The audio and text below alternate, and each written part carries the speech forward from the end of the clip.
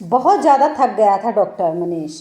अभी अभी भाभी का ऑपरेशन करके वह अपने कमरे में लौटा था। दरवाजे पर भैया खड़े थे। उनकी सफ़ेद हुई जा रही आंखों को देखकर भी वह उन्हें ढांढस न बंधा सका था। भैया के कंधे पर हाथ रखने का हल्का सा प्रयास मात्र करके रह गया था। टेबल लैंप की रोशनी बुझाकर आराम कुर्सी पर बैठना उसे अच्छा लगा था। वह सोच रहा था कि अगर भाभी न बच सकी तो भैया ज़रूर उसे हत्यारा कहेंगे। भैया कहेंगे कि मनीष ने बदला निकाला है। भैया ऐसा न सोचे, वह यह मान नहीं सकता। उन्होंने पहले डॉक्टर चंद्रकांत को भाभी के ऑपरेशन के लिए बुलाया था। डॉक्टर चंद्रकांत अचानक दिल्ली चले गए थे। इसके बाद भैया ने डॉक्टर विमल को बुलाने की कोशिश की थी, पर जब वे भी न मिले तो अंत में मजबूर होकर उन्होंने डॉक्टर मनीष को ही स्वीकार कर लिया था। ऑपरेशन टेबल पर लेटने से पहले भाभी आंखों में आंसू लिए भैया से मिल चुकी थी, मानो यह उनका अंतिम मिलन हो। उसने भाभी को बार बार ढांढस दिलाया था, भाभी आपका ऑपरेशन ज़रूर सफल होगा। किंतु भीतर ही भीतर भाभी उसका विश्वास न कर सकी थी। और भैया कैसे उस पर विश्वास कर लेते। वे तो आजीवन भाभी के पद चिन्हों पर चलते रहे हैं। डॉक्टर मनीष जानता है कि आज से 30 वर्ष पहले जहर का जो पौधा भाभी के मन में उग गया था, उसे वह स्नेह की पैनी से पैनी कुल्हाड़ी से भी नहीं काट सका। वह यह सोचकर संतुष्ट रह गया था कि संसार की कई चीज़ों को मानव चाहकर भी समाप्त करने में असमर्थ रहता है। जहर के इस पौधे का बीजारोपण भाभी के मन में उनकी शादी के समय हुआ था। तब मनीष 10 वर्ष का रहा होगा। भैया की बारात बड़ी धूमधाम से नरसिंहपुर गई थी। उसे दूल्हा बने भैया के साथ घोड़े पर बैठने में बड़ा आनंद आ रहा था। आने वाली भाभी के प्रति सोच सोच कर उसका मन, बालक मन, हवा से बातें कर रहा था। माँ कहा करती थी, मनीष तेरी भाभी आ जाएगी तो तू गुड्डो का मुकाबला करने के काबिल हो जाएगा। यदि गुड्डो तुझे अंग्रेजी में चिढ़ाएगी तो तू भी भाभी से सारे अर्थ समझकर उसे जवाब दे देना। वह सोच रहा था कि भाभी यदि उसका पक्ष लेगी तो बेचारी गुड्डो अकेली पड़ जाएगी। उसके बाद मन को बेचारे गुड्डो पर रह रह कर तरस आ रहा था। भैया का ब्याह देखने के लिए वह रात भर जागा था और घूंघट ओढ़े भाभी को लगातार देखता जा रहा था। सुबह बारात के लौटने की तैयारी होने लगी थी। विवाह के अवसर पर नरसिंहपुर के लोगों ने सप्रेम भेंट के नाम पर वर वधू को बर्तन, रुपये, अन्य कई किस्मों की भेंटें दी थी। बर्तन और अन्य उपहार तो भाभी के पिताजी ने दिए थे, किंतु रुपयों के मामले में वे अड़ गए थे। इस बात को मनीष के पिता ने भी तूल दे दिया था। भाभी के पिता का कहना था कि वे रुपये लड़की के पिता के होते हैं, जबकि मनीष के पिता कह रहे थे कि यह भी लोगों द्वारा वर वधू को दिया गया एक उपहार है। सो लड़की के पिता को इस पर अपनी निगाह नहीं रखनी चाहिए। बात बढ़ गई थी और मामला सार्वजनिक हो गया था। तो तुरंत ही पंचायत बैठाई गई। पंचायत में फैसला हुआ कि ये रुपये वर वधू के खाते में ही जाएंगे। इस फैसले से भाभी के पिता मन ही मन सुलग उठे। उस समय तो वे मौन रह गए, किंतु बाद में इसका बदला निकालने का उन्होंने प्रण कर लिया था। उनकी बेटी ससुराल से पहली बार 4 दिनों के लिए मायके आई तो उन्होंने बेटी के सामने रोते हुए कहा था, बेटा तेरे ससुर ने जिस दिन से मेरा अपमान किया है, मैं मन ही मन राख हुआ जा रहा हूँ। भाभी ने पिता को सांत्वना देते हुए कहा था, पिताजी आप रोना धोना छोड़िए, मैं प्रण करती हूँ कि आपके अपमान का बदला ऐसे लूँगी कि ससुर साहब का घर उजड़कर धूल में मिल जाएगा। ससुर जी को मैं बड़ी कठोर सजा दूंगी। इसके पश्चात भाभी ने ससुराल आते ही किसी उपन्यास की खलनायिका की तरह शतरंज की बिसात बिछा दी थी।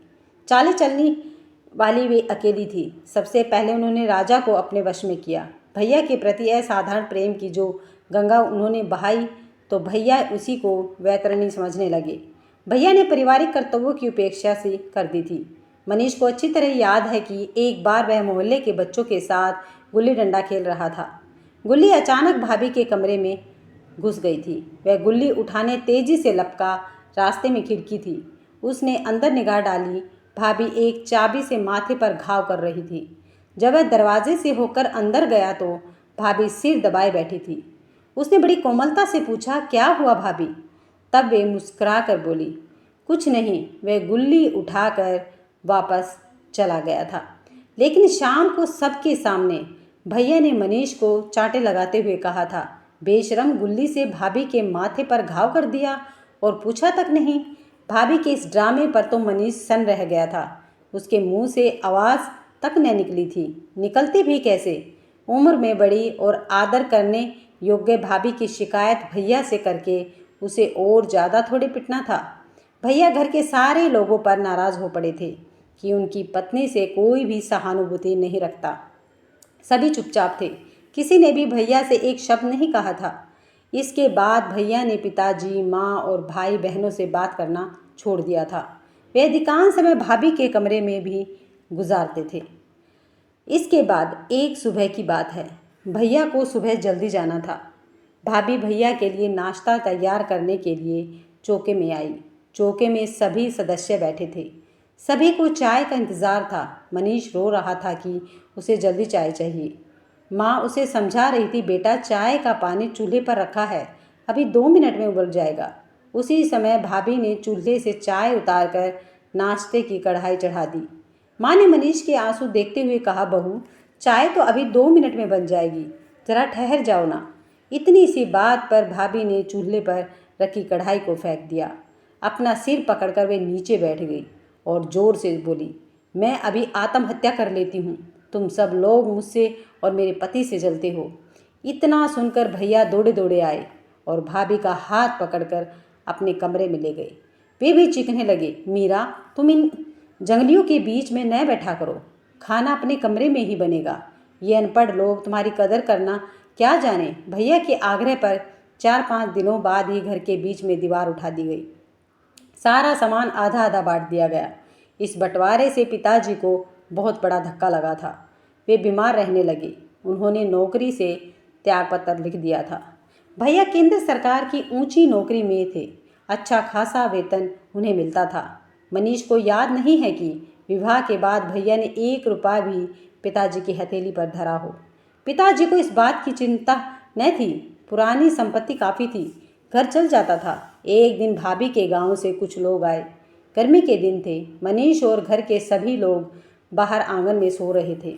अचानक माँ आग आग चिल्लाई। सभी लोग शोर से जाग गए। देखा तो घर जल रहा था। पड़ोसियों ने पानी डाला। दमकल विभाग की गाड़ियाँ आई। किसी तरह आग पर काबू पाया गया। घर का सारा कीमती सामान जलकर राख हो गया। घर के नाम पर अब खंडर बचा था। भैया के हिस्से वाले घर को अधिक क्षति नहीं पहुंची थी। पिताजी ने कर्मचारियों की दीवार लगाकर किसी तरह घर को ठीक किया। माँ रोती रही। माँ का विश्वास था कि यह करतूत भाभी के गांव से आए लोगों की थी। पिताजी ने माँ को उस वक्त खामोश कर दिया था। बिना प्रमाण के इस तरह की बातें करना अच्छा नहीं होता। साहूकारी में लगा रुपया किसी तरह एकत्र करके पिताजी ने मनीष की दोनों बहनों का विवाह निपटा दिया था। उस समय मनीष 10वीं कक्षा का विद्यार्थी था। माँ को गठियावात हो गया था। वे बिस्तर से चिपक गई थी। पिताजी माँ की सेवा करते रहे, मगर सेवा कहाँ तक करते, दवा के लिए तो पैसे थे ही नहीं। मनीष को स्कूल की फीस तक जुटाना बड़ा दुभर कार्य हो गया था। सो पिताजी ने, जो अब अशक्त और बूढ़े हो गए थे, एक जगह चौकीदारी की नौकरी कर ली। भाभी को उन लोगों पर बड़ा तरस आया था। वे कहने लगी, मनीष हमारे यहाँ खाना खा लिया करेगा। माँ के बहुत कहने पर मनीष तैयार हो गया था।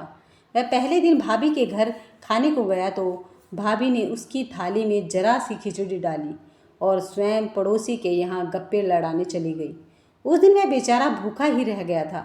मनीष ने निश्चय कर लिया था कि अब वह भाभी के घर खाना नहीं खाएगा। इसका परिणाम यह निकला कि भाभी ने सारे मोहल्ले में मनीष को अक्कड़बाज की उपाधि दिलाने का प्रयास किया। माँ कई दिनों तक बीमार पड़ी रही और एक दिन चल बसी। मनीष रोता रह गया। उसने आंसू पोंछने वाला कोई भी नहीं था। पिताजी का अशक्त शरीर इस सदमे को बर्दाश्त न कर सका। वे भी बीमार रहने लगे। अचानक एक दिन उन्हें लकवा मार गया। मनीष की पढ़ाई छूट गई। वह पिताजी की दिन रात सेवा करने में जुट गया। पिताजी कुछ ठीक हुए तो मनीष ने पास की एक फैक्ट्री में मजदूरी करनी शुरू कर दी। लकवे के 1 वर्ष पश्चात पिताजी को हिस्टीरिया हो गया। उसी बीमारी के दौरान वे चल बसे। मनीष के चारों ओर विपत्तियां ही विपत्तियां थीं और विपत्तियों में भैया भाभी का भयानक चेहरा उसके कोमल हृदय पर पीड़ाओं का अबार लगा देता। उसने शहर छोड़ देना ही उचित समझा। एक दिन चुपके से वह मुंबई की ओर प्रस्थान कर गया। वहाँ कुछ हमदर्द लोगों ने उसे ट्यूशन पढ़ाने के लिए कई बच्चे दिला दिए। मनीष ने ट्यूशन करते हुए अपनी पढ़ाई भी जारी रखी। प्रथम श्रेणी में पास होने से उसे मेडिकल कॉलेज में प्रवेश मिल गया। उसे स्कॉलरशिप भी मिलती थी। फिर एक दिन मनीष डॉक्टर बन गया।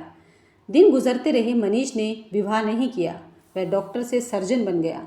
फिर उसका तबादला नागपुर हो गया, यानी वह फिर से अपने शहर में आ गया। मनीष ने भैया व भाभी से फिर से संबंध जोड़ने के प्रयास किए थे, किंतु वह असफल रहा था। भाभी घायल नागिन की तरह उससे अभी भी चिढ़ी हुई थी। उन्हें दुख था तो यह कि उन्होंने जिस परिवार को उजाड़ने का प्रण लिया था, उसी परिवार का एक सदस्य पनपने लगा था। मनीष को भाभी के इस प्रण की भनक लग गई थी, किंतु इससे उसे कोई दुख नहीं हुआ।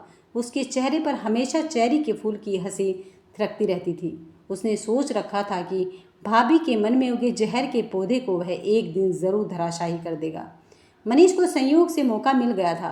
भाभी के पेट में एक बड़ा फोड़ा हो गया था। उस फोड़े को समाप्त करने के लिए ऑपरेशन जरूरी था। यह संयोग की ही बात थी कि वह ऑपरेशन मनीष को ही करना पड़ा। वह जानता था कि यदि ऑपरेशन असफल रहा तो भैया ज़रूर उसका हत्या का आरोप लगा देंगे। वह अपने कमरे में बैठा इसी बात को बार बार सोच रहा था। उसी वक्त मनीष के सहायक डॉक्टर रामन ने कमरे में प्रवेश किया। हेलो सर, मीरा जी अब खतरे से बाहर है, रामन ने टेबल लैंप की रोशनी करते हुए कहा। थैंक यू डॉक्टर, आपने बहुत अच्छी खबर सुनाई, मनीष ने कहा, लेकिन आगे भी मरीज़ की देखभाल बहुत सावधानी से होनी चाहिए। ऐसा ही होगा सर, डॉक्टर रामन ने कहा। मीरा जी के पास एक और नर्स की ड्यूटी लगा दी जाए, मनीष ने आदेश दिया। अच्छा सर, डॉक्टर रामन बोला। एक सप्ताह में मनीष की भाभी का स्वास्थ्य ठीक हो जाएगा। हालांकि अभी ऑपरेशन के टाँके कच्चे थे, लेकिन उसके शरीर में कुछ शक्ति आ गई थी। मनीष भाभी से मिलने के लिए रोज़ जाता था। वह उन्हें गुलाब का एक फूल रोज़ भेंट करता था। एक महीने के बाद भाभी को अस्पताल से छुट्टी दे दी गई। मनीष भैया भाभी को टैक्सी तक छोड़ने गया। सारी राह भैया अस्पताल की चर्चा करते रहे। भाभी कुछ शर्माई सी चुपचाप बैठी रही। मनीष ने कहा, भाभी जी, मेरी फीस नहीं दोगी? क्या दूँ तुम्हें? भाभी के मुंह से निकल पड़ा, सिर्फ गुलाब का एक फूल। मनीष ने मुस्कुराते हुए कहा। घर पहुंचने के कुछ दिनों बाद ही भाभी के स्वस्थ हो जाने की खुशी में मोहल्ले भर के लोगों को भोज दिया गया। भाभी सबसे कह रही थी, मैं बच ही गई, वरना इस खतरनाक रोग से बचने की उम्मीद कम ही होती है। लेकिन भाभी का मन लगातार कह रहा था, मनीष ने अस्पताल में मेरे लिए कितना बढ़िया इंतज़ाम कराया, मैंने उसे बर्बाद करने में कोई कसर नहीं छोड़ी। किंतु उसने मेरा ऑपरेशन कितने अच्छे ढंग से किया। भाभी बार बार मनीष को भुलाने का प्रयास करती, किंतु उसकी भोली सूरत और मुस्कुराता चेहरा सामने आ जाता। वे सोचती, आखिर बेचारे ने मांगा भी क्या, सिर्फ एक गुलाब का फूल। आखिर भाभी से रहा नहीं गया। उन्होंने अपने बाग में से ढेर सारे गुलाब के फूल तोड़े और अपने पति के पास गई। जरा सुनिए, आज के भोज में सारे मोहल्ले के लोग शामिल हैं। यदि मनीष को भी अस्पताल से बुला ले तो कैसा रहेगा, वरना लोग बाद में क्या कहेंगे। हाँ, कहती तो सही हो, भैया बोले, अभी बुलवा लेता हूँ उसे। एक आदमी दौड़ा दौड़ा अस्पताल गया मनीष को बुलाने, लेकिन मनीष नहीं आ सका। वह किसी दूसरे मरीज का जीवन बचाने में पिछली रात से ही उलझा हुआ था। मनीष ने संदेश भेज दिया था कि वह 1 घंटे बाद आ जाएगा, किंतु मरीज की दशा में सुधार न हो पाने के कारण मनीष अपने वादे के मुताबिक भोज में न पहुंच सका। भाभी द्वारा तोड़े गए गुलाब जब मुरझाने लगे तो भाभी ने खुद अस्पताल जाने का निश्चय कर लिया। भोज में पधारे सारे मेहमान रवाना हो गए। तब भाभी ने मनीष के लिए टिफ़िन तैयार किया और गुलाब का फूल लेकर भैया के साथ अस्पताल की ओर रवाना हो गई। अस्पताल पहुंचने पर पता चला कि मनीष एक वार्ड में पलंग पर आराम कर रहा है। उसने मरीज को अपना स्वयं का खून दिया था, क्योंकि तुरंत कोई व्यवस्था नहीं हो पाई थी और मरीज की जान बचाना अति आवश्यक था। भाभी को जब यह जानकारी मिली कि मनीष ने एक गरीब रोगी को अपना खून दिया है, तो उनके मन में अचानक ही मनीष के लिए बहुत प्यार उमड़ आया।